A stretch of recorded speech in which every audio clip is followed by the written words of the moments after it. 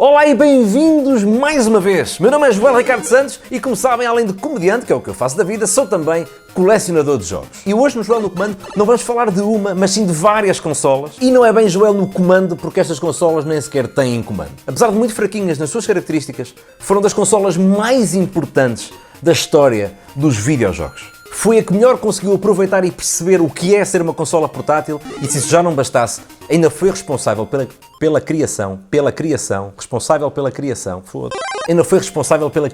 de uma das maiores franquias do mundo. Falo naturalmente da tua mãe. Não estou a brincar, falo naturalmente da franquia Pokémon. Agradecer também à malta no Patreon, que foram eles que votaram na consola deste episódio. E hoje vamos falar da Game Boy.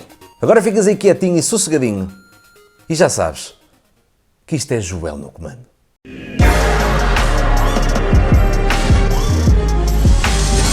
Só muito rapidamente antes de começar, quero só agradecer ao Carlos Fangueiro, que ao enviar-me o Need for Speed Hot Pursuit para a PlayStation 3, teve o cuidado de personalizá-lo com o tema da minha música do Street Racing, aqui com o ponto amarelo, com a da música do Picanço. Pá, obrigado Carlos, adorei a surpresa. É o jogo normal, não é? Tipo, abrindo, é o Need for Speed. Mas ele pôs isto que eu achei, imensa piada. Imensa piada. Ora bem, quando eu disse que íamos falar de várias consolas, é verdade. Que a Nintendo lançou 6 versões da Game Boy. A primeira saiu em 1989 e em 1990 na Europa, até à última Game Boy, que saiu em 2003. Foi grande líder nas consolas portáteis e conseguiu em mais de 20 anos feitos inacreditáveis. Como, por exemplo, sobreviver a uma explosão, ser jogada no espaço e ainda, imaginem, viu o Sporting ser campeão 2 vezes. É verdade, sobreviveu a uma explosão. Isto porque durante a Guerra do Golfo, os soldados americanos foram alvos de um bombardeamento. E um dos soldados tinha uma Game Boy. Depois do bombardeamento, conseguiu recuperá-la e ainda funcionava. Eu acho que toda esta situação foi claramente alguém que levou o jogo Bomberman demasiado a sério. Foi também jogada no espaço porque o astronauta russo Alexander Serebrov levou uma Game Boy com ele para o espaço com o jogo Tetris. Se bem que ele não deve ter conseguido jogar porque, pensem comigo, se ele está no espaço e não há gravidade, como é que as peças do Tetris caíam? Eu sei que hoje em dia, para um gajo de 20 anos, ver uma coisa destas que é tão simples, eu sei que isto não parece nada demais. E se perguntarem, mas é a cores? Não. Então é preto e branco. Também não é preto e branco, é uma espécie de um ecrã a tons de verde, o que para mim, que sou sportinguista, é incrível. Não, mas agora a sério, não era grande merda, porque as televisões na altura já eram a cores e a Game Boy não era. As televisões já tinham luz própria e a Game Boy não tinha. Sim, para conseguires ver para o ecrã, tinhas de tentar apontar o Game Boy para a luz para tentares ver alguma coisa. E até se vendiam coisas destas, que quitavam a Game Boy para ter luz. Enfim, eu sei que é difícil de acreditar, mas acreditem, para uma consola portátil, a Game Boy era tão fixe. Estávamos na saída da década de 80, uma década onde os aparelhos eletrónicos pessoais começaram a aparecer em força. Porque até essa altura, até ao início dos anos 80, a Nintendo andava pior que o Sporting de Godinho Lopes. Como eu já tinha dito no vídeo da primeira Nintendo, a Nintendo foi criada em 1889 e era uma empresa de cartas. Na década de 60, a Nintendo estava tipo a Maia, não é? Abandonou as cartas para experimentar outro tipo de cenas. E não, a Nintendo não foi também para a CMTV. Começou sim a criar brinquedos. Exatamente, brinquedos. Mas com marcas já estabelecidas como a Bandai ou a Tommy, era muito difícil ter sucesso. E andaram literalmente a brincar aos brinquedos, e não com brinquedos. Até que um senhor chamado Gunpei Yokoi, que era designer da Nintendo, enquanto voltava do trabalho no comboio, viu um senhor que, para se entreter, estava a brincar com uma máquina de calcular. Que estúpido. Brincar com uma calculadora, quando há tantas coisas fixes para se fazer num comboio. Enfim, viu aquilo e achou, espera lá, esta pessoa precisa se entreter com alguma coisa eletrónica portátil. Vamos criar uma coisa eletrónica portátil. E nasceu aí a primeira consola da Nintendo, a Game & Watch. Quase 50 consolas portáteis, cada uma com um jogo, levantaram a Nintendo e foi aí que ela percebeu, vamos começar a fazer consolas e jogos. E com grande sucesso, porque a Nintendo, além de ter salvo o mercado das consolas, como falei aqui, ainda foi responsável por grandes consolas e grandes jogos. E pronto, chegamos a 1990 e a Nintendo lança a fraquinha, mas icónica Game Boy. Right in the palm of your hand. Introducing Game Boy. Only from Nintendo. Now you're playing with power. Portable power. E Portugal em 1990 era estranho, pá. Eu tinha 4 anos, recebia das mãos do meu pai a primeira Nintendo e vivíamos num Portugal onde o preço certo era apresentado por Carlos Cruz. É estranho, não é? Porque parece que o Fernando Mendes é o apresentador desde sempre. Espetáculo! Um Portugal onde não havia reality shows, mas havia grandes cabestes na televisão. Está menteur! Não, c'est pas menteur! Sim, sim, este era Francisco Louçã a discutir com Jean-Marie Le Pen do partido de extrema-direita francesa. Lindo! O grande programa infantil na altura era a Rua César. E se quiserem saber mais sobre 1990, podem abrir o vídeo aqui. Porque eu antes fazia este vídeo incluído no João no Comando, agora vou começar a fazê-lo separado do João no Comando, mas sai em simultâneo no YouTube. Espetáculo! 5 anos mais tarde, em 1995, a Nintendo decidiu mudar esteticamente e modernizar a Game Boy. E essa mudança estética chamava-se Play It Loud e foi a minha primeira Game Boy, recebia no Natal de 1995. E entre a preta, a vermelha, a amarela, a verde e transparente, escolhi a transparente, não é? Porque tal como nas gajas, dou muito valor ao interior. E ainda sei, na mesma altura, exclusivamente em Inglaterra, uma Game Boy como as outras, só que com o volante do lado direito. Não, estou a brincar. Uma Game Boy do Manchester United. Um ano mais tarde, em 1996, a Nintendo lançava a Game Boy Pocket, que basicamente melhorava tudo o que a original tinha. Era mais pequena, mais leve, levava metade das pilhas, o ecrã era ligeiramente maior e passava de tons de verde para preto e branco, o que melhorava muito a experiência. E a Game Boy Pocket continuava com aquela cena das cores diferentes, a minha era azul, mas havia um monte de outras cores. A Game Boy Pocket continuava, era sem o ecrã iluminado. Caralho! Fico frustrado. Frustrado. Mas calma, porque em 1998 a Nintendo lançava a Game Boy Light. Mas só saiu no Japão.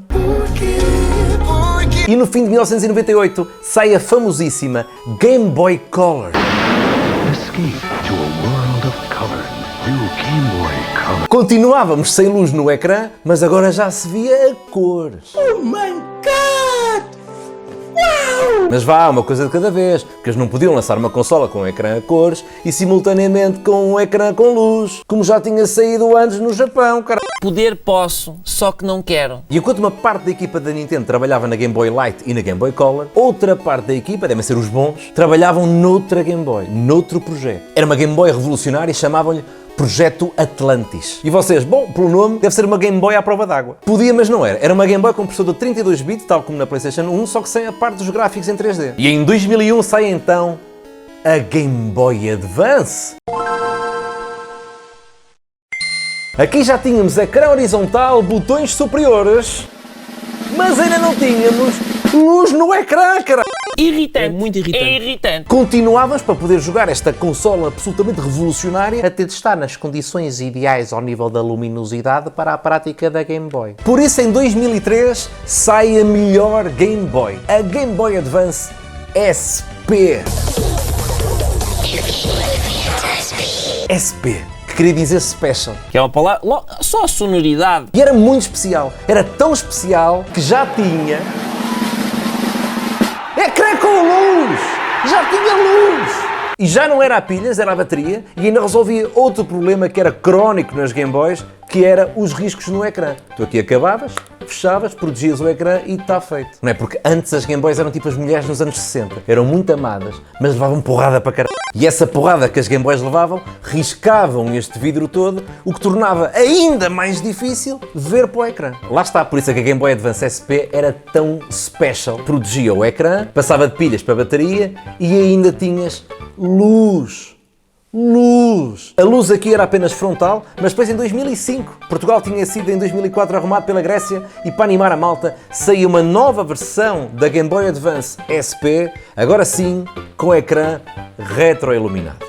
E juntamente com a segunda versão da Game Boy Advance SP, a Nintendo lançava também a Game Boy Micro. The new Game Boy Micro, extremely portable. Que foi mais ou menos um flop, porque não trazia nada de novo e ainda tirava uma coisa tão especial que as Game Boys sempre tiveram. Qual? A retrocompatibilidade. Porque lá está, a Game Boy Advance lia jogos da Game Boy Advance, jogos da Game Boy Color e jogos da Game Boy original. Dava tudo. E a tal Game Boy Micro só lia jogos da Game Boy Advance. Era uma merda. E vocês pensam, então pronto, acabaram aí as consolas portáteis da Nintendo. Não senhora! A Nintendo lançava nessa altura a Nintendo DS, que manteve a liderança da Nintendo nas consolas portáteis. E vamos falar das Nintendo DS no outro vídeo. Ah, então já revelaram a surpresa. A Sega também se mandou para a praça com a sua consola portátil. Era a Game Gear, que por acaso não tem nenhuma para mostrar, mas tenho um jogo da Game Gear. Because now he's on Game Gear. E a Game Gear, para a par com a Nintendo, espalhou-se sempre ao comprido. E vocês pensam, mas ela era assim tão má?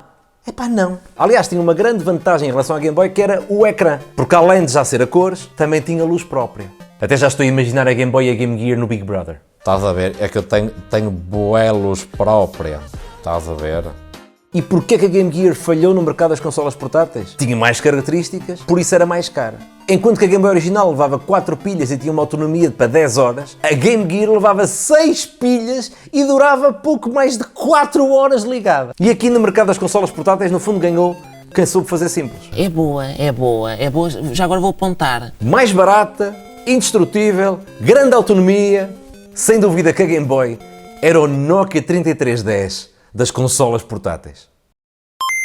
Para terem uma ideia, a Game Boy era tão fixe que em 1991 um basquetebolista chamado Lionel Simmons jogou tanto o Game Boy que supostamente ficou com uma tendinite no braço direito que o impediu de jogar 2 jogos da NBA. É assim, dizem que foi uma tendinite a jogar Game Boy. Até porque assim de repente não me lembro assim de nada que possa causar tendinites no braço direito.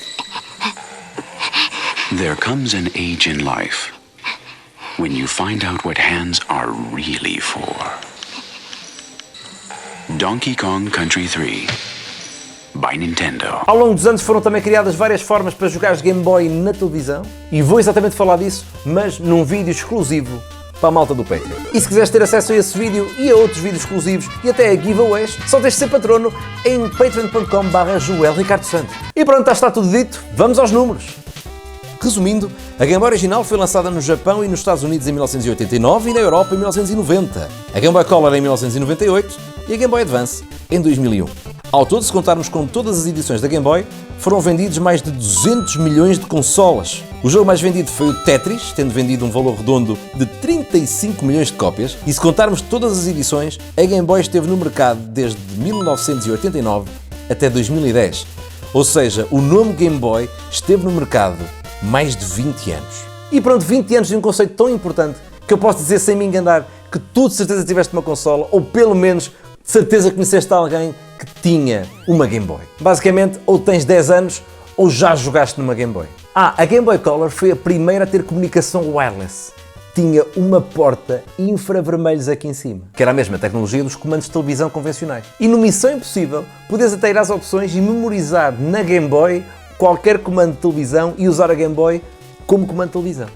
Eu sei que resumir 20 anos em tão pouco tempo foi um grande desafio, mas espero que tenha dado para lhe fazer justiça. Como sempre aqui no Joel no Comando, evito ser assim muito técnico, porque eu quero que estes vídeos deem para toda a gente. Tanto dá para ti que és colecionador, passas aqui um bom tempinho a ver isto, como também é para ti que se calhar não jogas assim tanto, mas é para te mostrar que também há mais vida, além das consolas de última geração. Entretanto, muito brevemente vou lançar um vídeo com perguntas e respostas, e podem fazer essas perguntas também lá no Patreon. E pronto, se gostaste do vídeo, ajuda espalhando a palavra. E já sabes como é que funciona o YouTube, subscreve o canal, ativa o sininho. Muito obrigado, procurem-me nas redes sociais, é só escrever Joel Ricardo Santos e já sabem, isto é Joel no Comando.